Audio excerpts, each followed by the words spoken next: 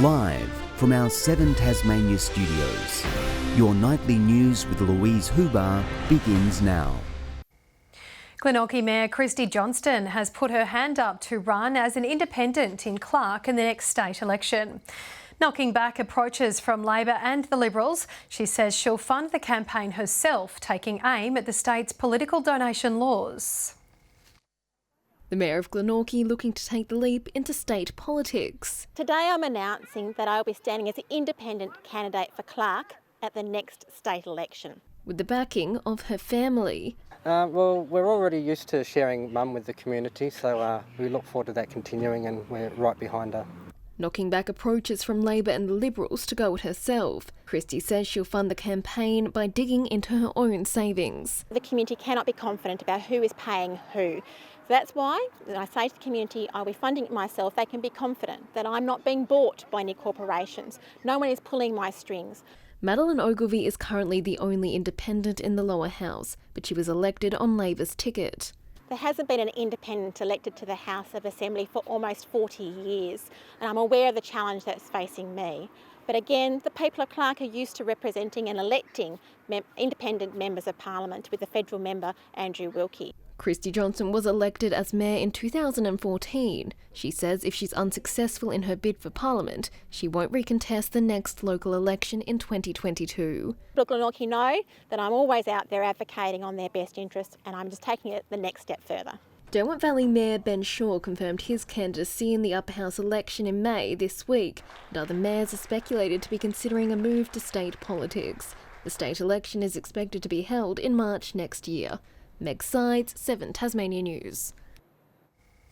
A 46-year-old motorbike rider is fighting for life at the Royal Hobart Hospital after a serious crash on the west coast.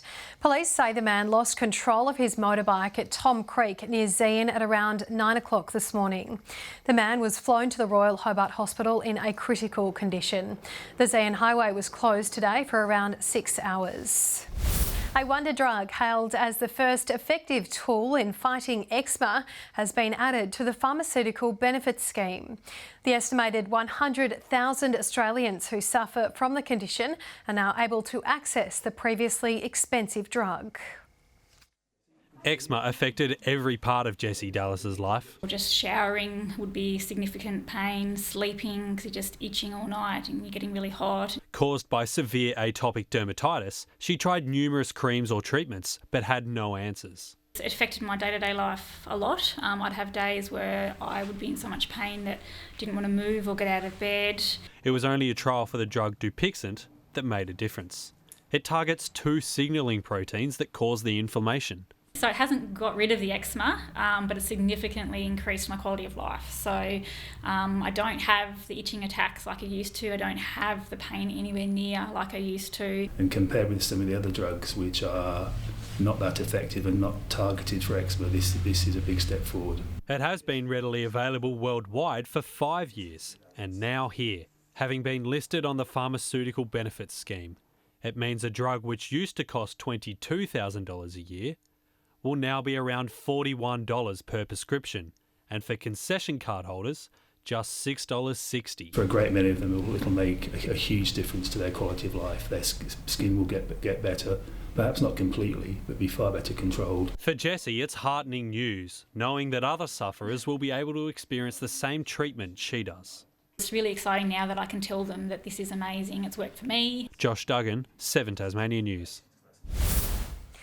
5 young local soccer superstars have been handpicked to play in the extended squad for the Junior Matildas. The teenagers now pushing for a chance to play for Australia in the next Women's World Cup, potentially hosted right here in Tasmania. Having a kick with teammates, now warming up for the national stage. Selected in the extended player squad for the Junior Matildas, a dream come true for these 16-year-old budding professionals. I really want to make a professional career out of it, so this opportunity is a great step towards that. coming from Tasmania, that strip of water called the Bass Strait, we have less opportunity. So it's a really great opportunity to get over into the mainland and show what us Tassie girls are capable of. Chosen alongside Jessica McCallum-Smith from Launceston United and Devonport Strikers player Annalie Bidwell, with the training and hard work now set to ramp up. It's an uphill journey from now and we just have to keep on working hard and see where that takes us. We didn't go in with any expectations or anything, and they've just taken it on board and kept on playing from club to club, and they've got to where they've got to now by themselves. It's just amazing.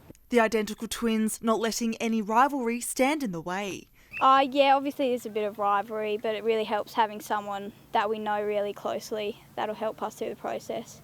While demonstrating the growing female participation in the sport. When I was a junior, we had like 12 players, but now in our youth and junior squads, we've got like 60, 70 players, so it's a big jump in numbers. Bigger opportunities right around the corner for the players, aiming to represent Australia in the Women's World Cup in 2023, potentially on home soil, with Launceston still in the mix to host. We literally have the biggest game in the world and the potential for it to be played right here on our doorstep, so we're so excited by that. Ruby Kamane, 7 Tasmania News. The biggest event on Tasmania's surf life-saving calendar is in full swing at Clifton Beach. More than 370 nippers testing their skills in the sand and on the beach, battling it out at the Tasmanian Junior Surf Lifesaving Championships. 12 surf lifesaving clubs from around the state converging on Carlton Beach for the 2021 Surf Lifesaving Championships. I look forward to it a lot. It's like the big event of the year. It's just fun coming down to the beach and having fun with all your friends. The parade officially kicking off the carnival. And the Junior Lifesaver of the Year awarded fittingly to Oceana Eustace. I like being with my mates and giving back to the community because it gives a lot to me and helps me, and I've grown up in surf lifesaving. Before the competition ramped up, 372 young athletes battling it out in the sand and the surf. We've got board races, swim races, lots of team events as well, beach flags, beach sprints, and tomorrow we finish off with a lot of our Cameron relays. With plenty of friendly rivalry between the clubs. I feel like we're not as competitive like when we're just hanging out on the beach, but as soon as we get into the race we get pretty competitive and a bit pushy, but it is pretty competitive in our age group compared to some other age groups. It does get a little bit tense sometimes before the start. Apart from that, it's pretty nice. The event attracting more participants each year as the sport continues to grow in popularity. Surf lifesaving is really coming along, and we're finding that it's a sport that I guess whole families can be involved in. Mums, dads, all the children can get involved. Meg Sides, 7 Tasmania News. Emma Jeffcoat and Matt Hauser have taken out the Sprint Triathlon National Championships in Devonport this morning. High-quality fields assembled for the events, which for many Olympic hopefuls was their first elite race of the year. Emma Jeffcoat crossed the line at the Devonport Triathlon just as she spent the entire race, out front alone. I really liked it. It's the way I like to race. I like to go hard from the start, and I quite like to control the race, and that's where I feel most comfortable. So I just, took it in my stride and loved every minute. First out of the water and first off the bike, she torched the field, taking the Australian National Sprint Distance Championship a boost in the lead up to Tokyo. I'm stoked. I really wanted to come out here and put my best foot forward, and I honestly don't think I could have done a better job than I did today. Sometimes you kind of wonder where your form's at, so leading into an Olympic selection, I'm really happy with that today. Running second, Kellyanne Perkins, and in third, Jazz Hedgeland. Yeah, I have no doubt all the other girls are in flying form. I get everyone wants to put their best foot forward when it comes to racing. Those in the men's race were also eyeing off a trip to Japan. Definitely on the radar. It has been for the last 18 months to 2 years, considering it was meant to be last year, but what can you do? You can only keep on training and keep on punching away. Matt Hauser was the favourite heading into the race, already once a national champion. An elite group of 3 established themselves over the swim and bike legs before Hauser bolted during the run. I was trying to capitalise that and put in a strong bike and trying to get their legs a bit dustier for the run. Many of these competitors backing it up tomorrow for State of Origin style mixed relays. Josh Duggan, 7 Tasmania News. In little under an hour, North Melbourne will kick off its first AFLW game on Tasmanian soil this season. Neither the Roos or Carlton will walk out on Launceston UTAS Stadium with complete confidence though, after both suffered underwhelming starts to this year's campaign. It will be North Melbourne young gun Mia King's first match in her hometown. She's one of a handful of Tasmanian products set to take the field tonight. It was all action today at the Gridiron Tasmania Grand Final, featuring a rematch of last year's Tiger Bowl. The Hobart Knights once again clashing against the Gorillas at the showgrounds. The Knights managing to avenge last year's loss, keeping the Launceston side scoreless in a 12-0 victory. The league is now in its 7th year. Good evening everyone. Launceston 21 degrees today, Devonport 19 and 18 for both Burnie and Hobart. 22 the high today recorded at Bushy Park and Ooze, 21 at Grove, Strawn and the Friendly Beaches. Flinders Island, Smithton and Lowhead all 20 today. St Helens 19, Maria Island also 19 and 18 on King Island. High level cloud covered much of the state today with patchy low level cloud underneath.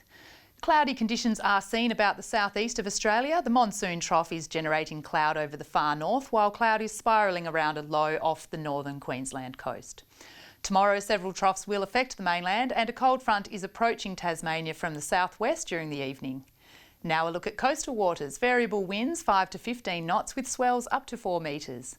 And there are no weather warnings for the state tomorrow. A partly cloudy day ahead for Hobart, 22 degrees. Richmond, 24, also partly cloudy. 25 at Ooze with a possible light late shower. Partly cloudy conditions across the north. Launceston 24, 21 in Devonport and Deloraine 22 degrees. Partly cloudy conditions are also about the west. Burnie 20 and 21 for both Strawn and Curry. 21 at St Helens and Swansea tomorrow, partly cloudy and mostly sunny for Whitemark 23. The UV is a very high 9 with sunrise expected at 6:50 a.m. On Monday, showers increasing during the afternoon, contracting to the west and far south during the evening. Tuesday, showers about the west and far south, fine elsewhere. And Wednesday, much the same with showers about the west and far south, fine elsewhere. A sunny day in Adelaide, Canberra and Alice Springs tomorrow. Currently in Hobart, it's 17 and cloudy, Launceston 19, mostly cloudy, and Devonport 17 and cloudy. Lou, it looks like a mild day ahead for the last day of summer tomorrow. And that's all your news for this Saturday evening. Thanks so much for joining us. We'll see you tomorrow. Good night.